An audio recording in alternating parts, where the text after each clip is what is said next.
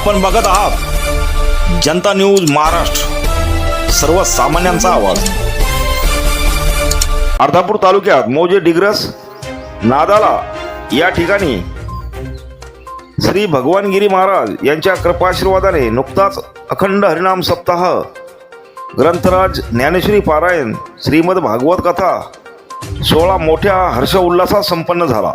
भागवत धर्माच्या झेंड्याखाली प्रचलित असलेल्या पंथ उपपंथात वारकरी संप्रदाय इतका सर्वोपरी समावेशक असा संप्रदाय नाही। समाजाच्या अज्ञानाची काळजी करून ज्ञानरूपी ज्योत प्रचलित करण्यासाठी साक्षरतेचे विज्ञानाच्या या जगात सध्याच्या परिस्थितीत काळाच्या ओघात समाजाला योग्य मार्गदर्शन व व्यसनमुक्त करण्यासाठी या भक्तिमय सोहळ्याचे आयोजन करण्यात आले होते। या सोहळ्याप्रसंगी सकाळी 4 ते 6 काकडा आरती, 6 ते 10 ज्ञानेश्वरी पारायण, दुपारी 1 ते 4 श्रीमद भागवत कथा, सायंकाळी 6 ते 7 हरिपाठ, रात्री 8:30 ते 11 श्री हरिकीर्तन व त्यानंतर हरिजागरणाचा कार्यक्रम संपन्न झाला।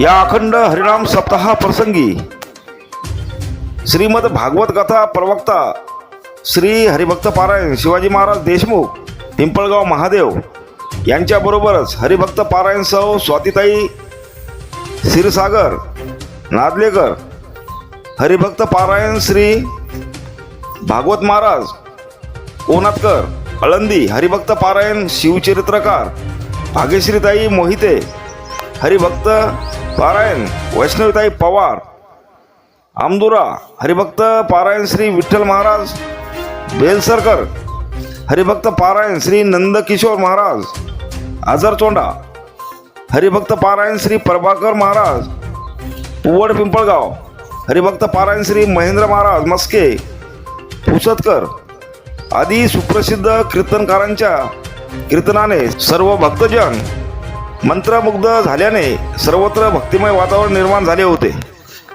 अर्धापूर तालुक्यातील मौजे डिग्रस नांदला येथील समस्त गावकरी मंडळी व इतर सहकाऱ्यांनी अखंड हरिनाम सप्ताह रूपी या भक्तिमय सोहळ्याला यशस्वीसाठी अतिशय परिश्रम घेतले। तर दर दिवशीच्या भक्तजनांसाठी अनेक अन्नदात्यांनी अन्नदान करून परमार्थ साधिला।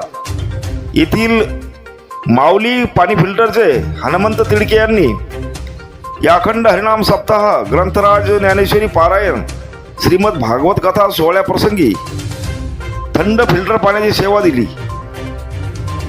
जनता न्यूज महाराष्ट्रासाठी राजू पवार, विशेष प्रतिनिधी, नांदेड।